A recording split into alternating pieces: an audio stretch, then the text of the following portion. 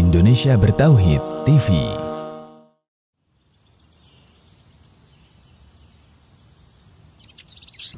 Innal hamdalillah nahmaduhu wa nasta'inuhu wa nastaghfiruhu wa natubu ilaihi wa na'udzu billahi min syururi anfusina wa sayyiati a'malina may yahdihillahu fala mudhillalah wa may yudlil fala hadiyalah. Asyhadu an la ilaha illallah wahdahu la syarikalah wa asyhadu anna Muhammadan abduhu wa rasuluhu la nabiyya ba'dah.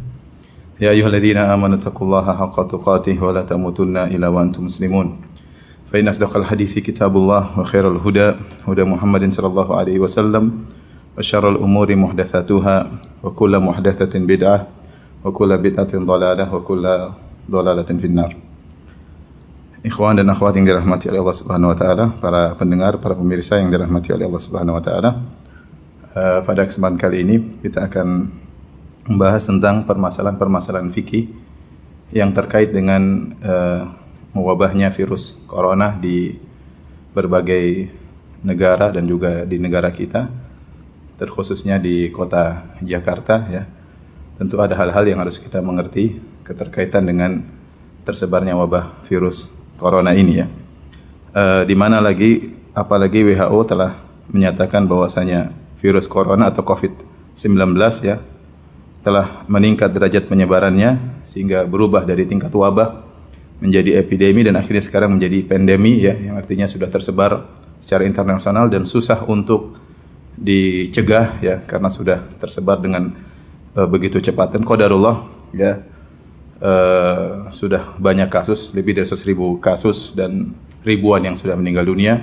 Ini bukan perkara yang sepele dan qadarullah juga masuk ke negeri kita, terutama di Jakarta, dan kita dengar setiap hari bertambah ya orang-orang jumlah yang terjangkiti terkena virus COVID-19 tersebut.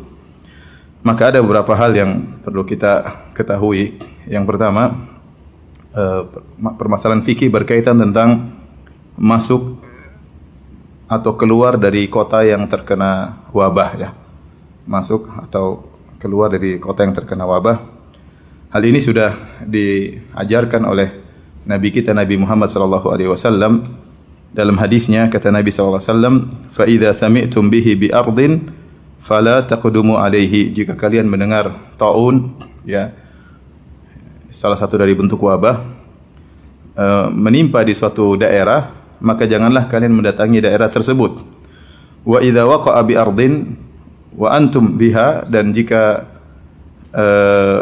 sudah terjadi taun di suatu daerah dan kalian berada dalam daerah tersebut, fala takhruju, maka janganlah keluar dari daerah tersebut firaram minhu, karena ingin lari dari taun tersebut.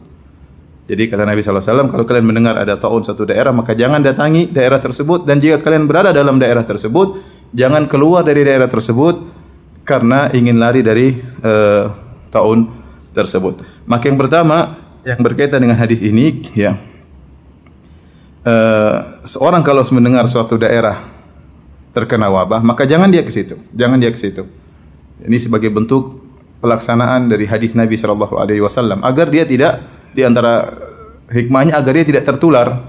Ini daerah sudah wabah ya, banyak orang terkena penyakit corona di situ, maka jangan dia datang ke daerah tersebut. Dan Nabi sallallahu alaihi wasallam telah bersabda, "Firra minal majdzum firaraka minal asad." Larilah engkau dari orang terkena penyakit kusta sebagaimana engkau lari dari singa ya.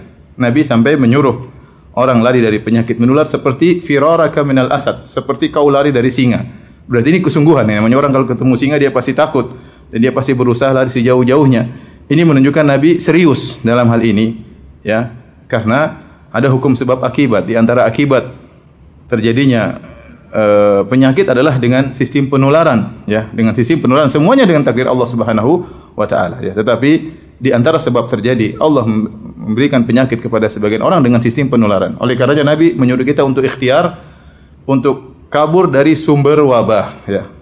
Firra minal majdzum firaraka minal asad, kata Nabi, larilah dari sumber penyakit tersebut sebagaimana kau lari dari singa. Ini menunjukkan serius, tidak dianggap sepele. Nabi larang tidak boleh masuk dalam daerah tersebut ya.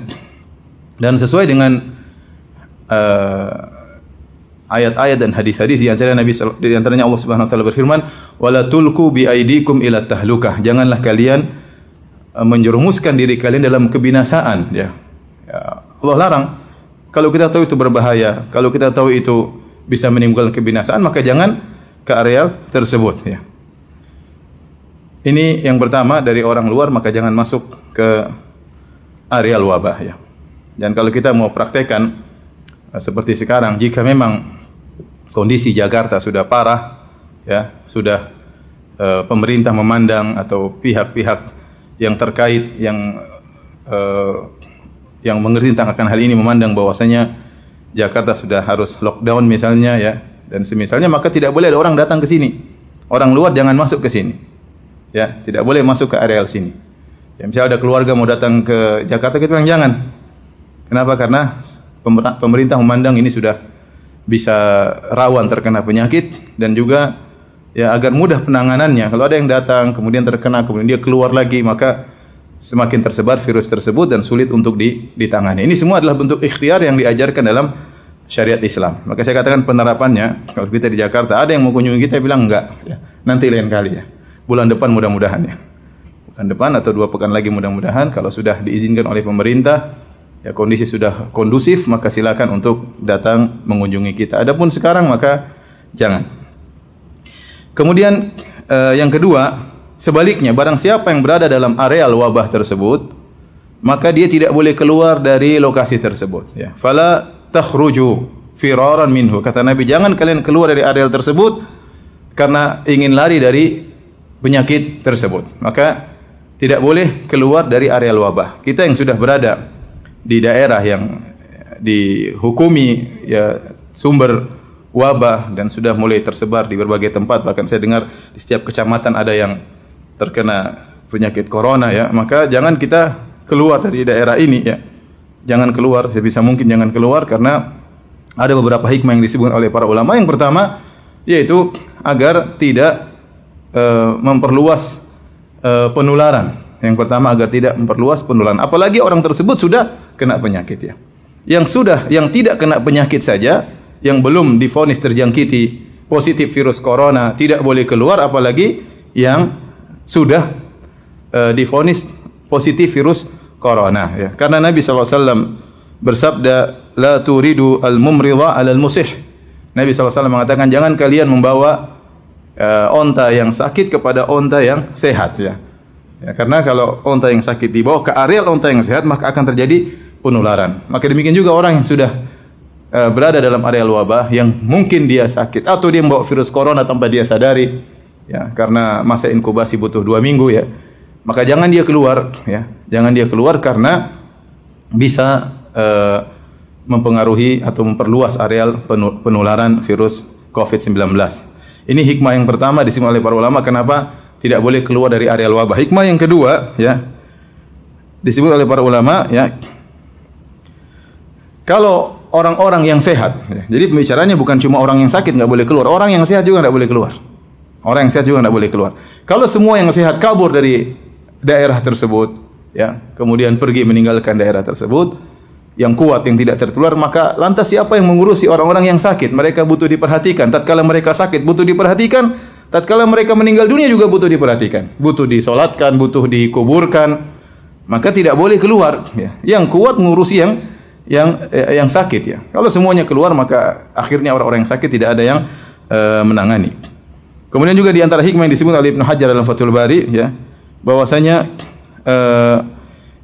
jika sebagian orang bertahan, ya, lama-lama, ya, dia akan kuat menghadapi kondisi virus tersebut. Dan ini kenyataan, orang-orang yang bertahan akhirnya dia punya imun, ya, dia kuat hingga dia bisa mengalahkan virus tersebut, ya, setelah mengalami, ya, tahapan-tahapan tentunya, ya. Sehingga dengan kondisi yang sehat tadi dia bisa mengurusi orang-orang yang masih sakit. Kemudian juga di antaranya hikmahnya kenapa tidak boleh keluar, dikhawatirkan terjerumus dalam permasalahan akidah, yaitu perkataan seandainya, ya. Karena Nabi SAW melarang, Nabi mengatakan, ya, bahwasanya jika seorang melakukan sesuatu ternyata tidak sesuai dengan keinginannya, Fala taqul law anni fa'altu kadza lakana kadza wa kadza. Maka jangan dia berkata seandainya saya melakukan demikian tentu sudah begini-begini. Fa inna law taftahu amala syaitan. Karena law seandainya akan membuka pintu syaitan. Kenapa orang yang keluar kemudian dia akhirnya selamat, seandainya dia selamat, dia akan berkata ya seandainya saya tidak keluar, saya tentu akan terkena penyakit. Ya, ini apa namanya? Dilarang ya. Dilarang. Ya, kemudian juga yang di dalam sudah terkena penyakit, dia akan berkata, seandainya saya keluar tadi saya mungkin selamat. Sehingga membuka lau seandainya dilarang dalam agama. Mungkin dia selamat dari virus, tetapi dia terjerumus dalam kesalahan dalam akidah. Ya, dalam kesalahan dalam akidah. Yang terakhir para ulama menyebutkan di antara hikmah kenapa anda boleh keluar dari daerah yang terkena wabah, karena orang yang sabar di daerah yang terkena wabah dia bisa mendapatkan pahala mati syahid. Ya, apakah dia meninggal ataukah dia terjangkiti dan dia selamat atau dia sehat, selama dia bersabar di daerah yang terkena wabah, ya bersabar tidak mengeluh sama sekali, ya dia tahu ini semua takdir Allah Subhanahu wa taala. Dia mengatakan la yusibana illa ma kataballahu lana, tidak akan menimpa kami kecuali yang sudah ditakdirkan oleh Allah Subhanahu wa taala, maka dia akan mendapatkan pahala mati syahid. Dan sebagaimana pernah saya jelaskan dalam tulisan sebelumnya tentang bahwasanya meninggal karena wabah corona dihukumi mati syahid, ya, maka orang yang mendapatkan pahala mati syahid bukan cuma yang mati syahid, ya. Bahkan yang tidak mati syahid selama dia bersabar, dia menerima takdir Allah Subhanahu wa taala, tidak mengeluh sama sekali, dia juga bisa mendapatkan pahala mati syahid, ya. Ibnu Hajar Al-Haytami rahimahullah berkata, anna ajra syahid innama yuktabu liman lam yakhruj min baladi ta'un. Sungguhnya pahala orang mati syahid hanyalah ditetapkan bagi orang yang tidak keluar dari daerah wabah. Wa aqama qasidan thawaballahi subhanahu wa ta'ala. Dan dia menetap di daerah tersebut berharap ya pahala dari Allah Subhanahu wa ta'ala. Rajian sidqa wa'dihi. Dan dia berharap janji Allah Subhanahu wa ta'ala. Arifan annahu in waqa'a lahu aw sarafahu anhu fahuwa bitakdirillahi. Dan dia ngerti dan dia sadar kalau dia terkena penyakit itu takdir Allah Subhanahu wa taala, kalau dia terhindar dari wabah tersebut juga karena takdir Allah Subhanahu wa taala, ghairu mutadajjir bihi in waqa'a bihi, dan jika dia terkena penyakit dia tidak mengeluh, maka ini yang mendapatkan pahala mati syahid, ya. Terlepas apakah dia meninggal atau tidak. Oleh karena sebenarnya virus ya atau wabah ini adalah musibah, tapi dia juga ujian ya bagi orang yang bersabar menghadapinya. Ya, meyakini semua takdir Allah Subhanahu wa taala, tidak mengeluh ya dengan apa yang terjadi, maka dia bisa mendapatkan pahala mati syahid. Bahkan Nabi sallallahu alaihi wasallam menghukumi orang yang keluar dari areal wabah karena ingin lari dari virus tersebut, dari wabah tersebut, maka dihukumi dengan dosa besar, seakan-akan dia lari dari medan pertempuran. Kata Nabi SAW, al-far minat ta'un kal-far minaz zahaf. Seorang yang lari dari ta'un, dari wabah, seperti orang yang lari dari medan pertempuran. Dan lari dari medan pertempuran termasuk dosa besar. Ya, Nabi SAW mengatakan, ijtanibu sab'am minal mubiqat. Ya, jauhilah dari 7 dosa-dosa yang membinasakan. Rasulullah SAW sebutkan di antaranya, ya, al-firar minaz zahaf, yaitu lari dari medan pertempuran. Lari dari medan pertempuran. Oleh karenanya ini hukum syar'i. Kalau daerah kita sudah ya terkena, divonis oleh pemerintah misalnya ini daerah wabah ya, dan mulai tersebar wabah, kita enggak boleh keluar. Kita enggak boleh keluar ya. Kalau keluar karena takut penyakit tersebut, lari dari apa? Lari dari medan pertempuran. Dosa besar. Dosa besar ya. Bersabar kalau kita selamat ya, dengan izin Allah. Kalau kita terkena dan kita sabar, kita mendapatkan pahala mati syahid. Baik, berikutnya yang dilarang lari dari lokasi wabah adalah jika dia keluar dari daerah wabah tersebut karena ingin menghindar dari penyakit. Karena ingin menghindar dari penyakit. Nabi SAW mengatakan firaran minhu, yaitu dia fala takhruju firaran minhu. Jangan dia keluar dari daerah tersebut karena ingin kabur dari wabah tersebut. Tetapi kalau dia keluar karena ada keperluan lain, kata para ulama enggak mengapa. Contoh, ternyata dia keluar, misalnya kita di Jakarta terjadi wabah sudah di mana-mana, kita keluar bukan karena ingin kabur dari penyakit, tapi karena ada keperluan, misalnya menjenguk orang tua atau apa ya, atau ada pekerjaan yang memang sudah dijadwalkan dan kita masih bisa keluar, bukan karena takut dari penyakit, ya, maka tidak termasuk dalam larangan tersebut, kata para ulama. Dan itu yang Maha tahu hanyalah Allah Subhanahu wa taala. Ya, kita keluar, ya, pingin kabur atau ya dengan cari-cari alasannya pingin kunjungi orang tua. Ternyata pingin apa? Kabur dari wabah, maka ini tidak diperbolehkan oleh Nabi sallallahu alaihi wasallam, ya. An-Nawawi berkata, "Ammal khuruj li aridin fala ba'sa bihi." Adapun seorang keluar dari daerah wabah karena ada keperluan, maka tidak mengapa, ya. Wattafaqu ala jawazil khuruj bi syughlin wa gharadin ghairil firar. Dan Imam Nawawi rahimahullah berkata, para ulama sepakat boleh seorang keluar dari daerah wabah, ya, karena ada keperluan, ya, atau karena pekerjaan, selama bukan karena ingin lari dari penyakit. Kalau ingin lari dari virus, maka dia terjerumus dalam dosa besar. Baik.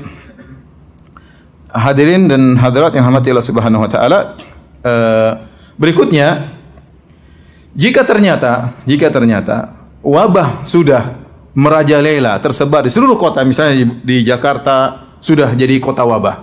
Di Bandung juga sudah jadi kota wabah. Sudah, di mana-mana orang sudah terkena wabah. Kata para ulama, maka tidak mengapa bolak-balik keluar masuk antara Jakarta dengan Bandung, karena hukumnya sudah sama-sama kota apa? Wabah, ya. Tidak mengapa dia ada keperluan ke Jakarta, ke Bandung, selama masih dua. Seandainya ternyata 3 kota semuanya sudah dihukum sebagai kota wabah, ya, pusat wabah, maka berpindah-pindah dari kota tersebut tidak jadi masalah, ya. Karena dia bukan lari ke tempat yang sama juga terkena wabah, ya. Beda kalau dia pergi ke kota D yang ternyata tidak ada penyakit dalam rangka untuk lari dari wabah, maka ini yang diharamkan, ya. Oleh karenanya Ibnu Hajar Al-Haytami rahimahullah berkata, "Lau amma iqliman lam yahrumil khuruj min ba'dhi qurahu ila ba'dhin li'annahu la firara hina idin albattah." Seandainya wabah sudah meliputi seluruh negeri, ya, maka tidak mengapa seorang berpindah dari satu kota ke kota yang lainnya dalam negeri tersebut, karena sudah tidak dihukumi dengan kabur dari penyakit, karena semuanya areal sudah penyakit, ya. Makanya sekarang mungkin orang bertanya, "Ustaz, bolehkah kita pergi dari Jakarta?" Ya, kalau ternyata kota kita sudah dihukumi sebagai kota sumber wabah, hukum asalnya nggak boleh kita keluar, kecuali tadi ada keperluan yang benar-benar keperluan, bukan untuk lari dari penyakit. Misalnya, "Ustaz, saya ingin pergi ke pantai mana, ya, sama keluarga." Buat apa? Ya buat melarikan diri, ya nggak boleh. Buat liburan misalnya, ya, lihat apa liburan sana, ya. Kalau kamu keluar ke sana dan ingin balik lagi, ya lain cerita, karena ada keperluan berarti, ya. Tapi kalau lari ke sana karena ingin kabur dari penyakit, maka hukumnya haram. Taib, ini yang berkaitan dengan hukum masuk keluar suatu daerah yang terkena wabah. Taib, yang berikutnya berkaitan dengan salat berjamaah. Berkaitan dengan salat berjamaah, apa saja permasalahan fikih yang berkaitan dengan salat berjamaah.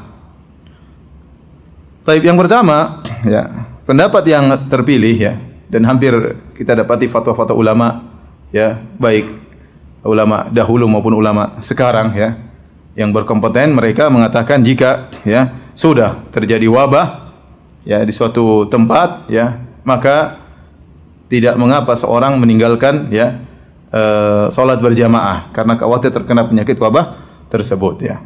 Tidak mengapa dia meninggalkan salat berjamaah, tidak mengapa dia meninggalkan salat Jumat, ya, agar tidak semakin tersebar virus tersebut. Dia ikhtiar, dia tidak keluar dari kotanya, dia bersabar, tapi dia juga tidak mengantarkan dirinya pada hal-hal yang bisa membuat dia binasa, ya. Tidak sengaja kemudian tawakal, saya pergi ke tempat pertemuan, tawakal, ya, kalau Allah berkehendak saya kena penyakit, kalau enggak. Ya memang semua atas kehendak Allah. Tapi Nabi kan berkata, "Firra minal majzum, firaraka minal asad." Kaburlah engkau dari sumber penyakit, ya, sebagaimana kau lari dari apa? Singa. Maka segala hal yang bisa mengantarkan kita kepada penyakit, maka kita jauhi. Dan sekarang para ahli kesehatan sudah mengatakan di antara tempat-tempat yang mudah terjadi penularan, tempat-tempat keramaian. Tempat-tempat keramaian, ya, apalagi kita berdesak-desakan, maka virus dengan mudah untuk berpindah. Dan ini bukan suatu hal yang diduga-duga, ya, belum tentu. Enggak, kita sudah lihat kejadian mudarat yang benar-benar terjadi. Tatkala tidak diindahkan hal ini, maka terjadilah apa yang terjadi, ya. Ya, terjadi dengan mudah cepat seperti di Wuhan, ya, karena ada acara apa pertemuan ya, hari raya atau apaan, sehingga mudah sekali tersebar di antara mereka ya. Kemudian misalnya di Iran ya, mereka sok-sok tawakal ya, kita lihat di video di YouTube mereka, kita tawakal, enggak apa-apa ke sini ya. Kita tidak akan, tetap saja kita akan ziarah ke kuburan wali-wali mereka, dan mereka mengungkapkan hal itu di dalam YouTube. Jadi seakan-akan sudah kita tawakal, kita mau beribadah dengan gaya mereka tentunya. Akhirnya terjadi apa yang terjadi? Ya, tahu-tahu ratusan meninggal, ya, ribuan orang terkena ya. Jadi maksud saya, kekhawatiran tersebut bukan kekhawatiran yang mengada-ngada, bukan. Kekhawatiran yang benar-benar terjadi. Kalau kita lalai dan kita cuek aja, kita bilang nggak ada masalah, semuanya keluar, apa yang terjadi? Maka penularan semakin cepat, dan kalau sudah penularan semakin cepat, kita semakin sulit untuk menghadapi. Maksud saya, sebagian orang mengatakan, itu kan hanya kekhawatiran. Iya, itu kalau mungkin di kampung kamu. Tapi kalau di Jakarta yang sudah dilihat oleh pemerintah, gubernur juga sudah bicara, mereka bicara omong kosong, ya. Mereka bicara asal ngomong saja. Mereka sudah melihat hal ini harus dikerjakan supaya mudah menangani penularan virus yang begitu cepatnya luar biasa. Yang begitu cepatnya luar biasa. Sampai sebagian pejabat sudah kena. Ya, maka jangan bilang ini hanya ketakutan. Ini kenyataan, bukan ketakutan ya. Bukan ketakutan. Maka kita disuruh untuk menghindar dari kemudaratan. Kata Nabi SAW, la dharar wala dirar. Jangan seorang menjerumuskan dia dalam kemudaratan, dan jangan beri kemudaratan kepada orang lain ya. Jangan beri kemudaratan kepada orang lain. Oleh karenanya pendapat yang benar ya, bahwasanya ya, berdasarkan dalil-dalil, seorang kalau khawatir terkena penyakit ya, atau khawatir menularkan penyakit ya, maka dia boleh tidak sholat Jumat dan tidak sholat berjamaah. Kita saja nggak tahu kita sedang berpenyakit atau tidak, karena masa inkubasi berapa? Dua minggu. Katanya sekarang virusnya semakin jago, bisa jadi masa inkubasinya bisa lebih panjang. Kalau bisa jadi kita berpenyakit, kita sentuh orang, akhirnya kita beri mudarat kepada orang lain ya.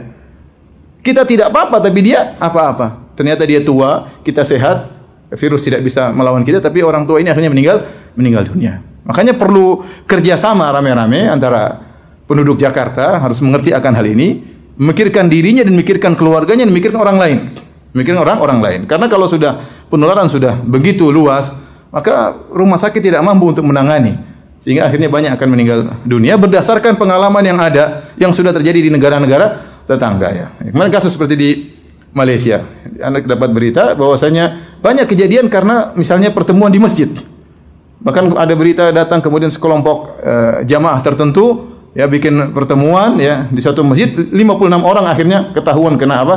Kena corona dalam sekali pertemuan ya. Jadi bukan perkara yang dianggap sepele atau hanya sekedar menduga-duga, kekhawatiran yang berlebihan. Bukan kekhawatiran berlebihan, ini kenyataan. Ini kenyataan. Taib. Adapun dalil menunjukkan bolehnya kita meninggalkan sholat berjamaah atau sholat Jumat kalau memang kondisinya sudah parah. Ya, dan saya rasa Jakarta sudah berlaku karena Pak Anies sudah berbicara, Pak Jokowi juga sudah berbicara ya untuk menganjurkan ibadah di rumah. Berarti kondisi mereka sudah lihat perlu untuk dilakukan. Di antaranya ya kita dapati bahwasanya kewajiban berjamaah bisa gugur kalau ada hal-hal yang menghalangi. Contoh hujan. Kalau hujan kita boleh tidak pergi ke masjidnya. Contohnya angin kencang. Para ulama dalam buku fikih mereka. Contohnya seorang sakit, ya, seorang sakit. Dia tidak pergi ke masjid, ya. Bahkan wahal, becek. Misalnya becek kemudian sulit ke masjid, maka tidak usah ke masjid. Kalau hujan saja boleh orang tidak ke masjid. Yang kalau kita kena hujan kita mati atau tidak? Tidak mati. Kita tidak mati. Kalau kita keluar becek, baju kita kotor-kotor, kita mati? Enggak mati. Ya, itu saja bisa membuat orang untuk tidak sholat berjamaah. Apalagi penyakit yang ada, yang mungkin enggak kelihatan ya, tapi ada, yang bisa saja terkena siapapun ya dalam keramaian-keramaian tertentu ya. Maka kekhawatiran tersebut tidak mengapa membuat seorang boleh untuk tidak sholat berjamaah. Di sini ada dua kaidah yang ingin saya sebutkan. Pertama, uzur yang membolehkan untuk tidak sholat berjamaah, itulah uzur yang membolehkan untuk tidak sholat Jumat. Uzurnya sama. Uzurnya sama. Jadi uzur yang membolehkan tidak sholat berjamaah, itulah uzur yang membolehkan untuk tidak sholat Jumat. Ya.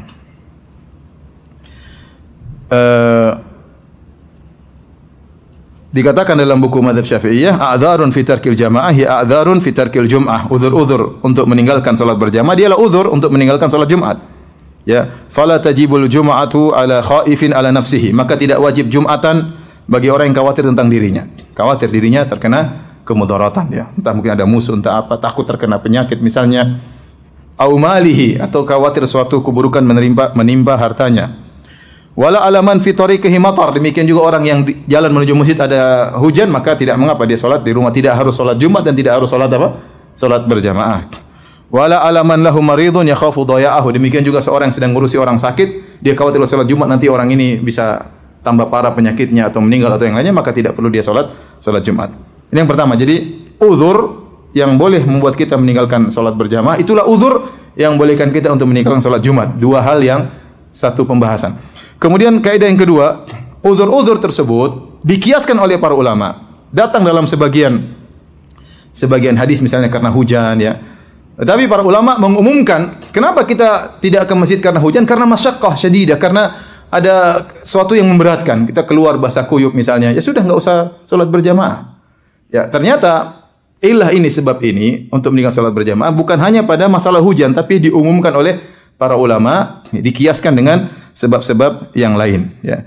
Karenanya Nawawi berkata, "Inna babal a'dzar fi tarkil jum'ah wal jama'ati laisa makhsusan." Bahwasanya uzur-uzur untuk meninggalkan salat Jumat dan untuk meninggalkan salat berjamaah bukan uzur yang khusus. Bal kullu ma lahiqa bihi masyaqqatan syadidatan fahuwa uzrun. Bahkan semua perkara yang bisa menimbulkan kesulitan ya, maka itu adalah uzur untuk meninggalkan salat berjamaah, untuk meninggalkan salat Jumat. Kemudian beliau berkata wal wahalu min hadza, di antaranya becek ya. Itu di antara uzur yang bolehkan seorang untuk meninggalkan salat berjamaah dan salat Jumat. Maka ya, kalau hujan saja bisa jadi uzur ya. Kalau becek saja, kalau kita lihat misalnya sendal kita penuh dengan becek, kotor, itu saja bisa menjadikan uzur, apalagi penyakit yang bukan penyakit biasa. Ini penyakit yang bisa menimbulkan apa? Kematian. Bukan hanya penyakit yang menimpa kita. Kalau sudah menimpa kita, menimpa keluarga kita. Bukan hanya menimpa keluarga kita. Kalau kita tidak sadar, ternyata kita bawa virus, menimpa bisa orang sekitar kita, orang kampung yang mungkin ya kita akhirnya karena kita tidak perhatian, akhirnya kita menularkan penyakit kita kepada dia. Kasihan ya. Oleh karenanya ini tidak mengapa, dengan sebab kekhawatiran terkena virus corona, maka boleh seorang meninggalkan salat berjamaah dan salat Jumat. Al-Mardawi, salah seorang ulama dari mazhab Hambali, dalam kitabnya Al-Insaf, beliau berkata, ini nas dari para ulama. Ulama berkata, wa yu'dharu fi tarkil jum'ah wal jama'ati al-marid. Orang yang sakit diberi uzur untuk boleh meninggalkan salat Jumat dan salat jamaah bila niza', tanpa ada khilaf di kalangan para ulama. Wa yu'dharu aidan fi tarkihima li khaufi hudutsil marad, dan juga dibolehkan seorang meninggalkan salat berjamaah dan salat Jumat karena takut munculnya penyakit. Karena takut munculnya apa? Penyakit. Dan ini persis seperti yang kita hadapi. Persis seperti kita hadapi. Seandainya penyakit tersebut penyakit yang ringan ya, misalnya mungkin flu, ya kita enggak ada masalah ya. Bahkan tatkala terjadi penyakit wabah, misalnya DBD, demam berdarah, kita enggak begitu takut karena ya masih jelas sumbernya di mana, ciri-ciri orangnya bagaimana. Tapi corona lain ya. Orang bisa terkena penyakit, dia tidak kelihatan ciri-cirinya, masih beberapa hari dia baru kena, tapi dia sudah bisa menyebarkan virus. Ya. Ini kalau orang kena DBD ya mungkin bisa ada penyakit menular tertentu kelihatan, dia mulai batuk-batuk. Ya, ternyata orang yang terkena virus corona tidak langsung dia seperti itu. Dia bisa sehat seminggu pertama, atau bisa dia bahkan sehat terus, tetapi ternyata dirinya sudah membawa penyakit ya. Maka tentu ini hal lebih mengerikan, dan ternyata penyakit tersebut bisa menimbulkan kematian, Maka jika seorang meninggalkan salat Jumat atau salat berjamaah karena ketakutan akan hal ini, maka dibolehkan ya. Demikian juga tatkala kita salat, sekarang prakteknya kita salat, terkadang kita paranoid, enggak bisa. Ya udah, tapi maksudnya tetap saja ada pikiran apa? Terganggu, kita kekhawatiran itu ada. Ya kalau Nabi SAW mengatakan la ta'ama la salat li hadrati ta'am, tidak ada salat berjamaah kalau makanan sudah hadir. Kenapa? Karena khawatir tidak khusyuk. Makan dulu kata Nabi SAW.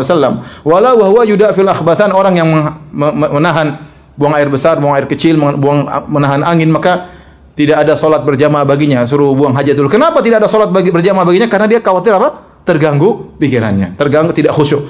Apalagi kemudian kita sholat, was-was dalam diri kita. Ya, was-was dalam syariat tidak membani kita untuk seperti ini. Untuk kemudian nekat ya. Meskipun was-was, tapi saya katakan saya berbicara tentang diri saya saja, ya. Tetap saja ada apa? Was-was ya. Sebelumnya ya, sekitar 4 minggu yang lalu saya pergi ke Singapura ya. Sudah ada orang terkena virus. Saya pergi ke Johor, sudah ada orang kena virus corona di sana.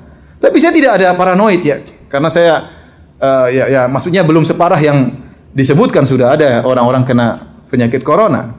Tapi begitu saya sudah di sini, kemudian ada pengumuman dari pemerintah secara resmi, jumlah yang semakin bertambah, belum lagi ada laporan-laporan di luar dari laporan pemerintah misalnya, maka ya wajar kalau kemudian orang khawatir. Itu wajar ya. Wajar ya. Maka ini di antara hal yang menguatkan, ya sudah, kalau daripada kamu sholat was-was terus ya. Was-was terus, ada orang tiba-tiba samping, aduh, bingung kita gini gimana nih? Mau kita ya. Kemudian dia misalnya kemudian dia bersin keluar, kita jadi gelisah ya. Sudah, mending di rumah aja. Ya, sholat juga was-was ya. Mau sholat imamnya batu-batu, Biasanya kalau imam sudah batu, jamaahnya latah, batu-batu semuanya. Dan kita akhirnya was-was ya. Wajar, kita manusia ya. Mau diapain ini? Maka tidak mengapa kita sholat di rumah. Dan ini juga berdasarkan kaidah daf'ul mawdhar muqaddamun ala jalbil masalih. Bahwasanya menolak kemudaratan diutamakan daripada mendatangkan kemaslahatan. Memang sholat berjamaah maslahat ya. Ada yang mengatakan wajib sholat berjamaah, ada yang mengatakan sunnah. Sholat Jumat juga maslahat. Tapi kalau ada mudarat yang bukan mudarat yang dipersangkakan, tapi benar-benar terjadi ya. Seandainya kita mengatakan semua sholat nggak ada masalah, ya, bisa jadi parah. Ini coba mungkin ada yang mengatakan tidak mengapa sholat berjamaah, sholat Jumat kerjakan saja ramai, pengajian kerjakan saja nggak ada masalah. Coba kalau kita nggak peduli dengan seruan pemerintah, semua bikin pengajian, ya bisa jadi virus makin tersebar. Ya. Kamu aja penakut, saya nggak. Ya kalau kamu saja misalnya bikin pengajian mungkin nggak parah, tapi kalau semua orang tidak mengindahkan anjuran pemerintah, saya bikin pengajian sehari 3 kali, rame sana rame sini, ustadz yang fulan lagi, yang ustadz lain juga demikian, sholat berjamaah rame terus, ya benar, khawatir kenyataannya dan sudah terjadi di negara lain ya. Saya dapat Malaysia, di antara sebab terjadi penyebaran virus adalah di masjid-masjid ya.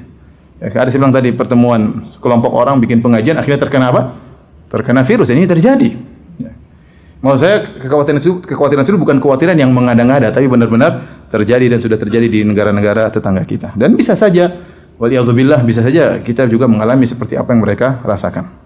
Baik, alhamdulillah ada fatwa dari ulama Al-Lajnah Ad-Daimah yang dikeluarkan pada tanggal 7 Rajab 1441 Hijri atau 12 Maret 2020 berkaitan dengan fatwa-fatwa tentang orang-orang terkena berkaitan dengan corona. Ya, kita tahu di Saudi belum separah seperti Kuwait ya. Itu pun pemerintah Arab Saudi kemudian langsung menutup orang-orang tidak boleh umrah ya. Kita nggak bilang kemana orang Saudi, kenapa nggak tawakal, biarkan saja orang umrah, nggak bisa. Ini perkaranya nggak gampang. Bayangkan kalau pintu umrah dibuka, meskipun dengan pemeriksaan yang ketat. Karena masalahnya tadi saya katakan, orang kena corona tidak mesti nampak dia tanda-tandanya. Dia mungkin kelihatan sehat, dia tidak bersin, ternyata tubuhnya kuat, imunnya kuat, virus corona nggak bisa apa-apa. Tapi dia bawa, kemudian dia umrah, singgol sama orang macam-macam. Kemudian Mekah menjadi sumber wabah. Apa kata dunia? Apa kata orang-orang non-Muslim misalnya? Lihat Mekah sebagai sumber sumber penyakit. Maka saya bilang pemerintah Arab Saudi serius, itu bagus ya.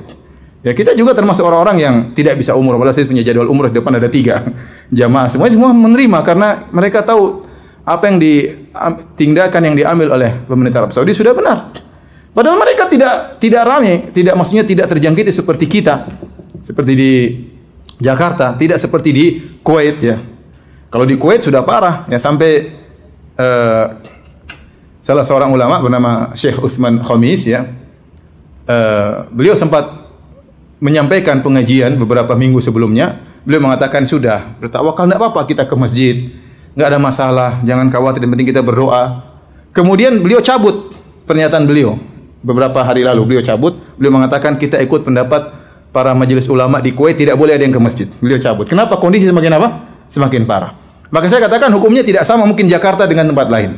Tempat lain mungkin boleh seorang masih ke masjid karena kondisinya belum seperti Jakarta. Tapi kalau Jakarta, Pak Anies hafizahullah sudah menyatakan, Pak Jokowi hafizahullah juga sudah menyatakan bahwasanya kondisinya sebaiknya ke rumah. Berarti ada sesuatu yang harus dikhawatirkan, ya, untuk bisa penanganan agar virus tidak semakin tersebar. Tapi maksud saya, inilah fatwa dari ulama Al-Lajnah Ad-Daimah dari Arab Saudi pada tanggal 12 Maret 2020. Di antara fatwa tersebut intinya orang yang sudah terkena penyakit maka tidak boleh ke masjid, dilarang. Atau tanda-tanda penyakit maka dilarang ke masjid. Adapun orang yang sehat bagaimana? Kata mereka, man khasya an yatadarrar aw yadurru ghairahu fayurakhas lahu fi adami syuhudil jum'ah wal jamaah. Adapun orang yang takut untuk mendapat kemudaratan, dia tahu dia tidak sakit, tapi dia takut dapat apa? Kemudaratan, ya. Aw yadurru ghairahu, atau dia bisa beri kemudaratan kepada orang lain, ya. Bisa jadi dia punya virus dan dia tularkan kepada orang lain. Fa yurakhasu lahu fi adami syuhudil jum'ah, maka diberi keringanan baginya untuk tidak hadir salat Jumat wal jamaah, dan juga tidak hadir untuk salat berjamaah. Liqaulihi sallallahu alaihi wasallam, karena sabda Nabi sallallahu alaihi wasallam, la dharar wa la dhirar, tidak boleh ada kemudaratan, baik memberi mudarat kepada diri sendiri atau beri mudarat kepada orang lain. Wa fi kulli ma dzukir idza lam yashhadil jum'ah fa innahu yusalliha zuhran 4 rakaat. Dan kalau seorang tidak hadir salat Jumat, maka dia ganti salat di rumahnya, salat zuhur 4 rakaat, ya. Kalau tidak salat Jumat maka ganti salat zuhur 4 rakaat. Ini fatwa terbaru dari Lajnah Daimah. Sementara kondisi Arab Saudi belum seperti kita. Tapi kalau yang ulama di Kuwait sudah. Karena virus sudah tersebar, ya. Sebagian orang Kuwait datang dari Qum, dari Iran. Kemudian akhirnya virus tersebar dari jalan tersebut. Taib. Di antara masalah fikih yang berkaitan masalah salat berjamaah, ya. Apakah boleh seorang muadzin tatkala kondisi wabah sudah semakin parah, kemudian ada penegasan dari pemerintah untuk mengucapkan ala sallu fi rihalikum atau sallu fi buyutikum, salatlah di rumah kalian, ya. Maka boleh tentunya, ya. Boleh tentunya, ya, sebagaimana kalau datang hujan atau angin kencang, maka seorang muadzin boleh menambahkan dalam azannya sallu fi buyutikum, salatlah kalian di rumah-rumah kalian. Salatlah misalnya hujan kencang, salat di rumah, ya. Dan itu sunnah mengucapkan demikian.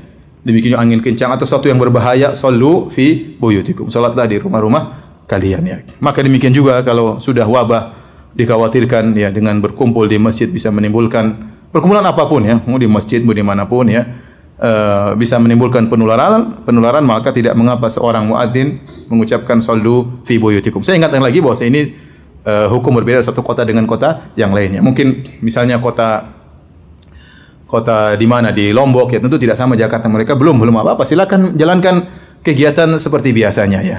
Ya, karena yang bisa menentukan itu parah atau tidak pemerintah, ya, mereka yang punya peralatan dan punya sistem untuk mengetahui ini sudah pada tingkatan berbahaya atau tidak, perlu melarang masyarakat untuk berkumpul atau tidak. Kita tinggal taat kepada apa? Pemerintah. Kalau pemerintah mengatakan sudah hindari perkumpulan, ibadah di rumah masing-masing, ya kita kerjakan saja. Apalagi MUI ternyata juga sudah mengeluarkan apa? Fatwa. Kemudian di antara permasalahan fikih, bolehkah salat memakai masker, ya?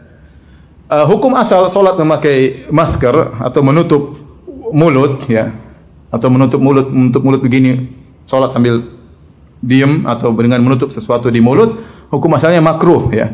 Dalam satu hadis Rasulullah sallallahu alaihi wasallam Rasulullah sallallahu melarang an yughtiya rajulu fahu, melarang seorang menutup mulutnya tatkala sedang salat. Apa hikmahnya? Khilaf di kalangan para ulama mazhab. Ada yang mengatakan seperti ulama Hanafiyah, maksudnya orang yang beribadah sambil menutup mulut seperti orang-orang Majusi, dan kita dilarang untuk bertasyabbuh meniru orang Majusi, ya. Kemudian juga ada yang mengatakan ini adalah bentuk gulu, berlebih-lebihan dalam ibadah. Makanya wanita juga kalau salat jangan pakai cadar, ya. Apa yang salat pakai cadar? Ya sudah. Kalau salat buka cadarnya, kecuali di depan para lelaki yang bukan mahramnya, dia boleh salat pakai cadar karena ada keperluan. Tapi kalau di rumah jangan pakai cadar. Bentuk gulu fiddin, berlebih-lebihan, ekstrim dalam beragama. Sebagian ulama lagi mengatakan salat sambil menutup wajah adalah bentuk takabbur, kesombongan. Intinya ini sebab yang disebut oleh para ulama ada 3 selama saya baca tadi. Pertama karena tasyabuh dengan orang-orang Majusi yang beribadah sambil menutup mulut. Yang kedua adalah berlebihan dalam agama. Yang ketiga adalah takabbur, bentuk sombong dalam beribadah. Beribadah kita buka wajah di hadapan Allah Subhanahu wa taala. Tapi para ulama 4 mazhab mengatakan hukumnya makruh. Kalau seorang sholat tutup mulutnya, sholatnya tetap sah dan dia melakukan suatu hal yang makruh. Tidak sampai pada haram, apalagi membatalkan sholat. Tetapi kalau ada keperluan, maka tidak mengapa seorang sholat sambil menutup mulutnya. Di antaranya disebutkan oleh banyak ulama, di antaranya Al-Khattabi, misalnya seorang tatkala dia menguap, maka dia boleh tutup mulut. Kan sunahnya seorang menguap tutup apa? Mulut. Dalam sholat dia menguap, dia tutup mulut. Boleh karena ada keperluan. Kemudian juga ulama yang lain menyebutkan di antara keperluan, misalnya seorang bekerja, pekerjaannya membutuhkan tutup mulut, ya, dia tidak lepas setelah dia bekerja, mungkin ada apa-apa, atau dia pekerjaannya di tengah padang pasir yang debu sana sini, maka dia sholat sambil tutup mulutnya, tutup hidungnya, nggak ada masalah. Demikian juga karena penyakit, baik khawatir terkena virus atau khawatir menularkan virus, maka tidak ada masalah seorang sholat sambil menutup mulutnya atau menutup hidungnya. Hukum asalnya makruh, tetapi kalau ada kebutuhan maka hilang kemakruhan tersebut. Kemudian masalah berikutnya, hukum kunut nazilah di saat wabah menyebar. Ini sudah ada fatwa dari Majelis Ulama Indonesia tentang dianjurkan untuk apa kunut nazilah. Tentu mau ikut fatwa MUI silahkan, tapi secara umum ini masalah khilaf di kalangan para ulama. Masalah khilaf di kalangan para ulama. Ya. Secara umum para ulama sepakat untuk kunut nazilah. Kunut kalau ada musibah boleh. Semua mazhab, 4 mazhab membolehkan kunut kalau ada musibah. Ya. Yang khilaf kalau kunut subuh, kalau tidak ada apa-apa kunut subuh tiap hari itu ada khilaf. Tetapi kalau ada musibah, kemudian imam kunut, maka ini sepakat ulama. Cuma mereka khilaf bagaimana kalau musibah tersebut ternyata wabah. Apakah boleh kunut atau tidak? Secara umum 2 pendapat. Jumhur ulama mengatakan boleh. Semua hal yang dikhawatirkan, semua musibah bentuknya apapun, boleh seorang untuk kunut. Ya, boleh seorang untuk apa? Kunut. Ya, karena musibah banyak. Ada musibah peperangan, ada musibah musuh datang, ada musibah musim kekeringan, kemarau, ada musibah wabah misalnya, maka boleh kunut ya untuk menghilangkan wabah. Adapun mazhab Hambali sebagaimana dikatakan oleh Al-Bahuti, ya, dia mengatakan la yaqnut li raf'il waba fil azhar, bahwasanya tidak kunut ya gara-gara untuk menghilangkan wabah, menurut pendapat yang kuat. Li'annahu lam yathbutil qunut bihi, lam yathbut al-qunut fi ta'un amwas wala fi ghairihi, wa li'annahu syahadatun lil akhyar wala yus'alu raf'uhu. Kata beliau, kenapa? Karena tidak ada dalil para sahabat tatkala tertimpa ta'un, ya, kemudian mereka ta'un amwas, ini ta'un yang terjadi pada abad 18 Hijriah di salah satu daerah di negeri Syam. Satu kota disebut Amwas, sehingga dinisbahkanlah nama ta'un tersebut, wabah tersebut kepada kota tadi. Ya. Para sahabat tidak melakukan kunut. Ya. Ya. Saya cerita tentang ta'un Amwas ini. Ta'un Amwas ini terjadi di zaman Khalifah Umar bin Khattab radhiyallahu anhu, tatkala menjadi khalifah abad 18 Hijriah. Ketika itu yang menjadi gubernur di negeri Syam adalah Abu Ubaidah bin Al-Jarrah, sahabat radhiyallahu anhu, yang termasuk dari al-Asyra al-Mubasysyirina bil Jannah, 10 orang sahabat yang jadi masuk surga. Di antaranya Abu Ubaidah bin Al-Jarrah radhiyallahu ta'ala anhu. Dia jadi gubernur. Ketika itu terjadi wabah taun di negeri Syam, ya. Maka Umar menulis surat, Umar khalifah menulis surat kepada Abu Ubaidah bin Al-Jarrah, ya, agar membuat orang-orang naik ke atas. Jangan menetap di daerah bawah karena wabah bisa semakin tersebar. Suruh naik ke gunung-gunung. Ya, bahkan Umar menyuruh dia datang ke Madinah. Ya, tetapi Abu Ubaidah tidak mau. Dia tidak mau. Dia tidak menjalankan perintah Umar. Bahkan dia belum terkena wabah, dia berdoa. Ya, sungguhnya ini wabah. Ya, dan dia berkata, As'alullaha an yuksim minhu li hadzan li. Ya. Kata dia, ya aku berdoa kepada Allah agar aku terkena wabah tersebut. Karena ini adalah mati syahid dan dia kena wabah. Akhirnya Abu Ubaidah bin Jarrah meninggal dunia. Kemudian digantilah dengan gubernur berikutnya, Muaz bin Jabal radhiyallahu anhu, sahabat yang mulia juga. Kemudian terkena wabah lagi. Sama daerah tersebut di negeri Syam terkena wabah. Maka Muaz bin Jabal sama, dia berdoa, dia khutbah di hadapan rakyatnya, di hadapan orang-orang. Dia berkata, aku berdoa kepada Allah agar wabah ini mengenaiku dan mengenai keluargaku. Dan ternyata dia kena wabah. Kayak ingin apa? mati syahid. Dia kena wabah dan kemudian kena dua istrinya juga kena, anaknya juga kena. Nabi disebutkan sebelum dia meninggal dia melihat tangannya, dia mengatakan aku ingin keluar dari dunia tanpa ada sedikit pun dunia di tanganku. Dan akhirnya meninggal dunia. Kemudian diganti dengan gubernur yang ketiga Amr bin Al-As radhiyallahu taala anhu. Amr bin Al-As radhiyallahu anhu ketika datang wabah, dia punya sikap yang lain. Dia sama dengan Umar bin Khattab radhiyallahu anhu, maka dia menyuruh para orang-orang masyarakat untuk naik ke gunung-gunung, ya. Dia mengatakan sungguhnya wabah ini yash'il ishti'alan nar, bahwasanya wabah ini menyala seperti nyala api. Pergilah kalian ke gunung-gunung, ya, ke gunung-gunung agar wabah tidak mengenai. Akhirnya mereka naik ke gunung. Mereka tidak ke kota yang lain, tapi menghindar ke gunung-gunung. Akhirnya wabah tersebut diangkat oleh Allah Subhanahu wa taala dan kabar ini sampai kepada Umar bin Khattab dan Umar tidak mengingkari. Artinya Umar membenarkan perbuatan siapa? Amr bin Al-As radhiyallahu taala anhu. Taun tersebut, wabah tersebut membuat sahabat-sahabat meninggal sampai 25.000 sampai 30.000 orang meninggal tatkala itu. 25.000 sampai 30.000 orang meninggal. Bahkan disebutkan di antaranya puluhan anak-anak Anas bin Malik meninggal dalam kasus wabah tersebut. Ini dijadikan dalil oleh ulama Hanabilah bahwasanya tidak perlu kunut, ya, tatkala terkena wabah. Kenapa? Karena wabah adalah syahadah, pahalanya mati syahid. Maka kita kenapa minta kepada Allah agar menghilangkan kesempatan untuk dapat pahala mati syahid? Maka tidak perlu kunut. Ini pendapat ulama Hanabilah dan ini juga pendapat cukup kuat, tapi menyelisih jumhur ulama, mazhab Syafi'i, mazhab Hanafi dan yang lainnya, ya, bahwasanya boleh untuk kunut meskipun wabah. Ya, saya bacakan perkataan Nawawi rahimahullahu taala, ya.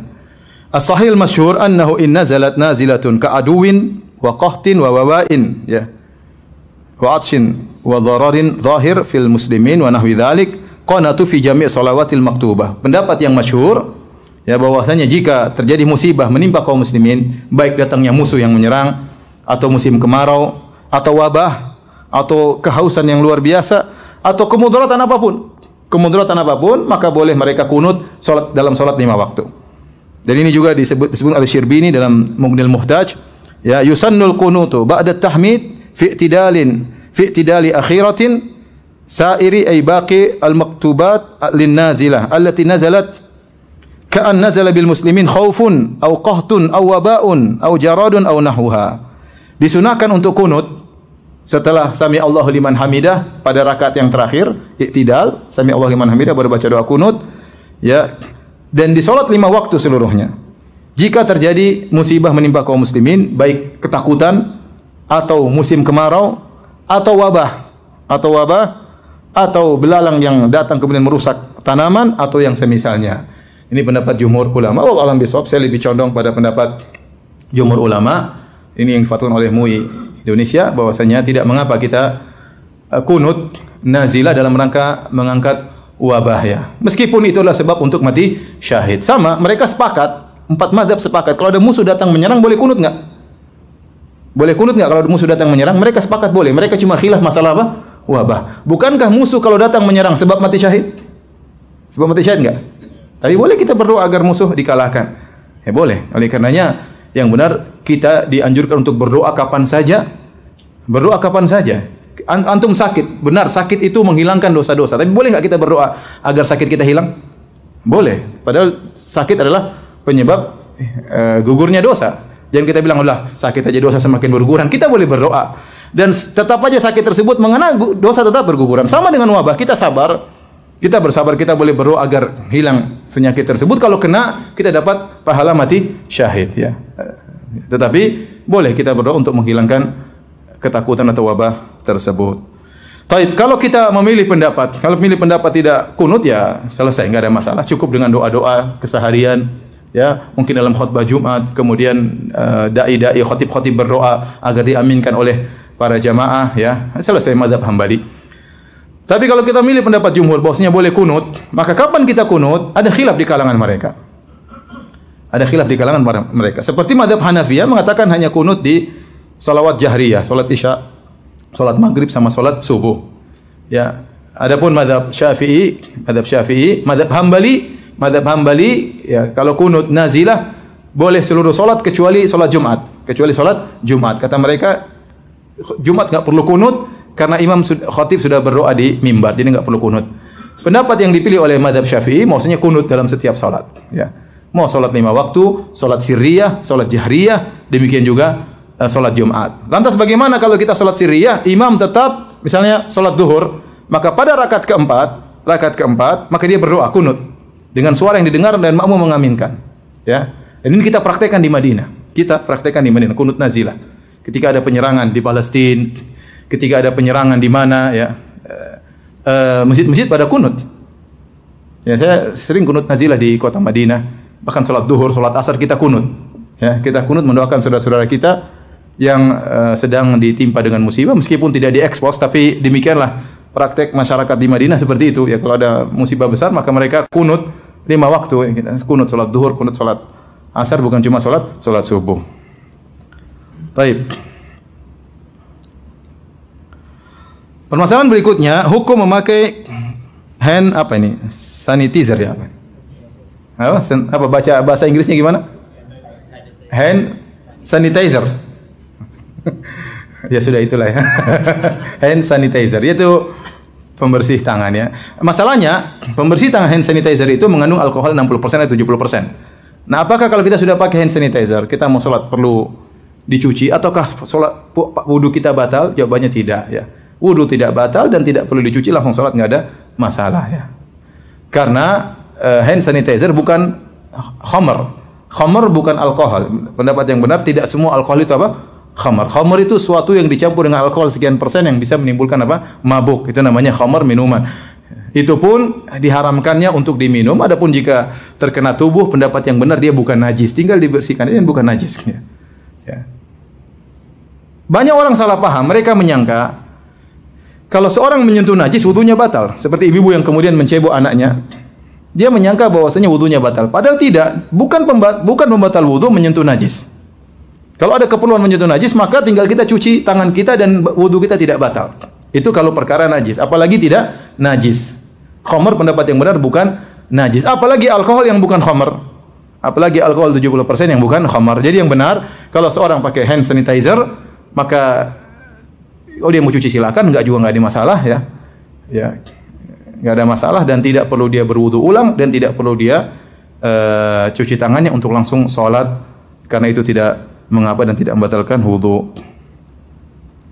Kemudian di antara hal yang berkaitan dengan sholat berjamaah, ya, maka tidak mengapa seorang, ya, kalau memang kondisi masih bisa, suatu kondisi wabah tidak begitu parah, pemerintah masih belum melarang untuk pergi ke masjid-masjid, masih silakan ke masjid, ya. Ini setiap kota berbeda tergantung tingkat penyebaran wabah. Maka tidak mengapa sholat di masjid, ya. Tidak harus tempel apa? Kaki. Tidak harus tempel kaki. Tidak harus berdekatan. Kita tahu sunnahnya sholat berdekatan, ya. Sunnahnya sholat berdekatan. Tapi kalau dalam kondisi wabah seperti ini, maka tidak mengapa seorang mengambil jarak, ya. Seorang mengambil jarak dalam sholatnya jika memang kondisinya sudah mengharuskan demikian. Jika tidak, maka kita kembali hukum asal, yaitu kita dempet. Rasulullah SAW senang sholat makmumnya dalam kondisi apa? Rapat. Namun jika sudah divonis bahwasanya kota tersebut ada wabah yang mungkin untuk menular, maka tidak mengapa kita mengambil jarak dalam sholat. Ya, ini lihat situasi dan kondisi, ya. Dan ini lengketnya orang dalam sholat itu bukan rukun salat, ya, bukan syarat salat. Seandainya kalau ditinggalkan, ya, ada khilaf apakah wajib atau sunnah. Apakah wajib atau sunnah? Kalau wajib pun ditinggalkan karena ada sesuatu tidak ada masalah, apalagi hanya sunnah, ya, ditinggalkan karena suatu keperluan maka tidak jadi masalah, ya. Ini kalau dalam kondisi demikian. Kalau tidak ada apa-apa maka kita kembali kepada hukum asal, kita salat dalam kondisi merapatkan saf. Kemudian yang terakhir tentunya kita mengurangi kegiatan, ya, yang di situ ada pertemuan banyak orang, ya, karena virus corona ini penyebarannya luar biasa dan sangat cepat, ya, dengan sangat cepat. Orang ikut rapat satu ruangan bisa kena semua, ya. Ya, sangat mudah. Ini tidak ada yang mengingkari akan hal ini, ya. Oleh karenanya segala hal yang memungkinkan timbul pertemuan maka kita hindari, kecuali benar-benar di screening, dia sudah saling mengenal, ya, maka tidak mengapa, ya. Dan tidak harus kita berjabat tangan, ya. Ketemu, ya, sudah. Tidak perlu kita salam begini, nggak perlu, ya. Nggak perlu kita salam kaki, nggak perlu kita salam, nggak perlu. Udah kita salam mulut aja sudah cukup ya. Salam mulut itu yang diutamakan, doa assalamualaikum, ini doa semoga engkau selamat, semoga saya selamat dari virus corona. Ya, kita berdoa assalamualaikum warahmatullahi wabarakatuh. Biasanya kita hanya sekedar ngucap, kali ini kita ngucap sambil kita niatkan kita doain kawan kita ya. Assalamualaikum warahmatullahi wabarakatuh. Dan dia juga jawab dengan serius. Waalaikumsalam warahmatullahi wabarakatuh. Semoga Allah memberikan kau keselamatan. Di antaranya keselamatan dari virus corona ya. Adapun jabat tangan sunnah, kalau ternyata tidak bisa dilakukan maka tidak mengapa ya. Ditinggalkan karena ada kekhawatiran dan yang lainnya. Tapi di akhir pengajian saya ingin sampaikan bahwasanya ya, tentu ini hal yang menyedihkan bagi kita semua. Ya, siapa yang tidak ingin sholat di masjid berjamaah? Siapa yang tidak ingin dapat pahala 27 kali lipat? Saya sedih, pengajian saya libur semua. Ya, semua orang sedihnya. Saya tidak bisa umrah. Ya, 3 grup jamaah saya semua. Ya, jamaah pertama 90 orang, yang kedua sampai 400 orang ya, gagal semua ya. Yang ketiga wallahu alam bisa berangkat atau tidak, ada hampir 60 orang. Ya, saya juga pingin tawaf, saya juga pingin berdoa di Masjid Nabawi, saya juga pingin berdoa di depan Ka'bah. Semuanya sedih. Pengajian saja libur, saya pun sedih. Tapi bagaimana lagi ya?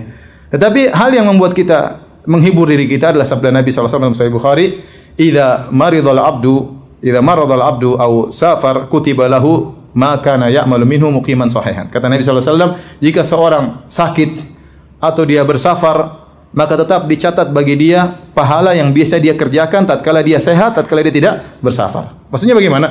Misalnya kalau kita sehat, kita biasa pergi sholat berjamaah. Tatkala kita sakit, tidak bisa sholat berjamaah, tetap kita dapat pahala sholat berjamaah. Biasanya kalau kita tidak safar, kita sholat malam, kita sholat qobliyah, ba'diyah. Tatkala kita safar, enggak sempat kita sholat malam, enggak sholat qobliyah dan ba'diyah. Tetap saja kita dapat pahala seakan-akan kita sedang sholat malam, seakan-akan kita qobliyah dan ba'diyah. Maka saya katakan, orang yang kebiasaannya sholat berjamaah di masjid, yang kebiasaannya sholat Jumat, yang kebiasaannya hadiri pengajian, ya, yang biasanya kalau ketemu dengan kawan-kawan berjabat tangan dengan penuh kemesraan, maka mudah-mudahan pahala mereka terus mengalir. Ya. Pahala mereka terus mengalir. Dan kita mudah-mudahan cuma libur 2 minggu atau maksimal 1 bulan, mudah-mudahan. Kalau kita bekerja sama rame-rame, ini bisa dihadapi dan tidak, dengan izin Allah, tidak berkepanjangan.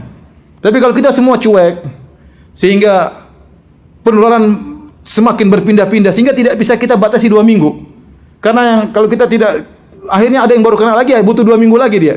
Ada yang kena lagi setelah 2 minggu, butuh lagi 2 minggu, akhirnya berkepanjangan.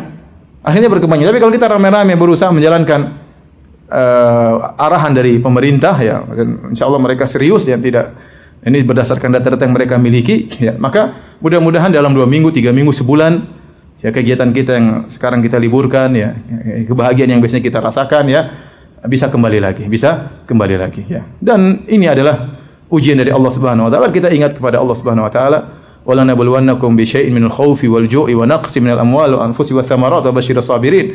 Kata Allah, sungguh kami akan menguji kalian dengan sedikit ya, kurangnya harta, kurangnya hasil bumi, buah-buahan, meninggalnya sebagian orang-orang yang dicintai ya, sedikit ujian, tidak banyak, maka wasyirus sabirin, beri kabar gembira kepada orang-orang yang sabar. Maka di akhir pengajian ini saya ingatkan kepada diri saya sendiri sebagai pemateri dan juga kepada para pemirsa sekalian untuk bertakwa kepada Allah Subhanahu wa taala.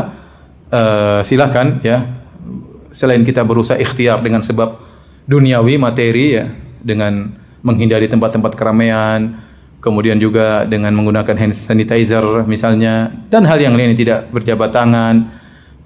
Jangan lupa sebab paling utama adalah sebab ukhrawi, yaitu berdoa. Jangan lupa doa zikir pagi petang, kemudian doa-doa spesial tentang corona atau penyakit seperti Allahumma inni a'udzubika ya min sayyi'il asqam. Ya Allah, aku berlindung kepada Engkau dari apa? Sayyi'il asqam, penyakit-penyakit yang buruk ya.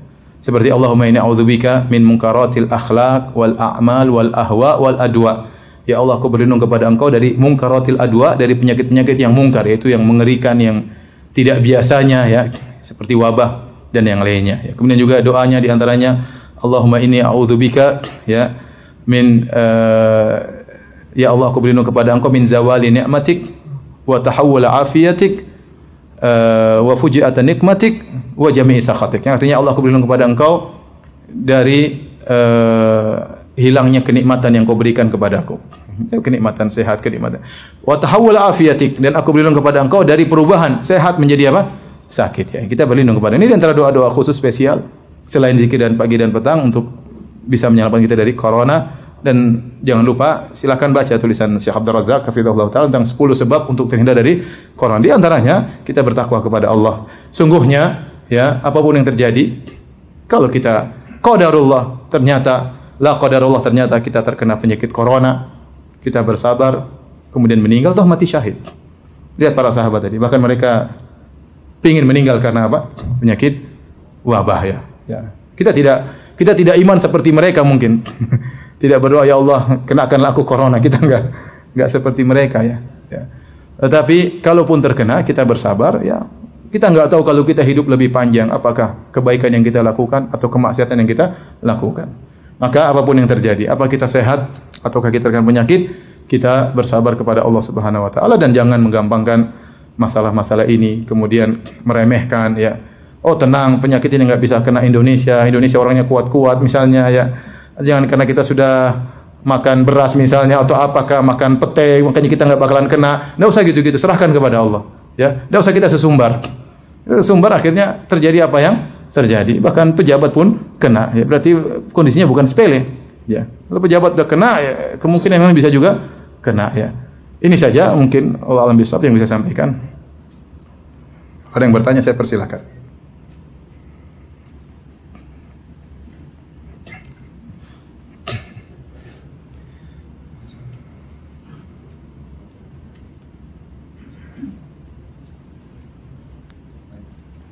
Materi yang saya sudah sampaikan semuanya sudah ada di insyaallah di bekalislam.com, bekalislam.com insyaallah nanti disebarkan linknya.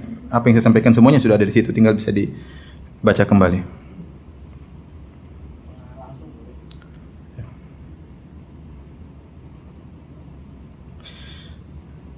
Ini pertanyaan berkaitan dengan masalah sakit. Apabila orang tua kita sebelum meninggal mengalami sakit terlebih dahulu dan ada solat yang tidak dikerjakan selama sakit, apakah ada ketentuan untuk bayar fidyah? Ini tidak ada. Ini tidak ada. Ini disebut oleh sebagian fuqaha, tapi adalah perkara bid'ah yang tidak pernah disebutkan oleh fuqaha mutaqaddimin. Para fuqaha yang terdahulu enggak ada yang menyebut. Ini muncul di fuqaha mutaakhirin ya bahwasanya kalau orang tidak solat maka bayar fidyah, dan ini tidak benar ya. Cukup kita berdoa kepada Allah agar mengampuni ya, orang tua kita. Tidak perlu bayar fidyah berapa solat yang dia tinggalkan. Tapi ada yang bertanya? Kalau tidak ada maka ada. Lagi ditulis. Kalau nggak bisa nggak ada pertanyaan jangan dipaksa bertanya.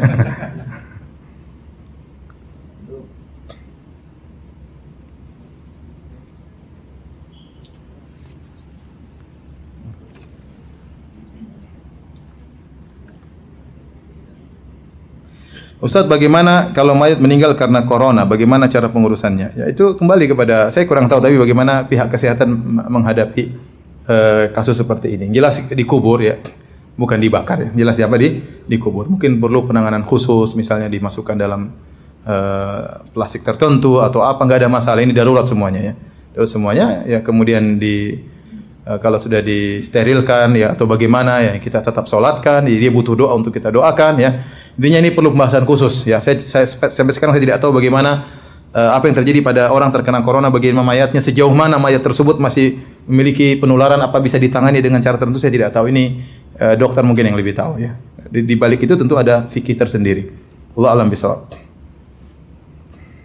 Ada lagi yang bertanya?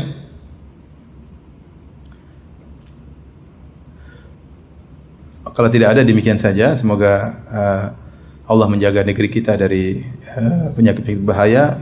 Allah masrif annal wabah. Semoga Allah menjauhkan kita dari apa? Wabah ya. Dan semoga Allah menyembuhkan orang-orang yang sudah terkena penyakit wabah tersebut. Subhanakallah bihamdik asyhadu an la ilaha illa anta astaghfiruka wa atubu ilaik. Assalamualaikum warahmatullahi wabarakatuh.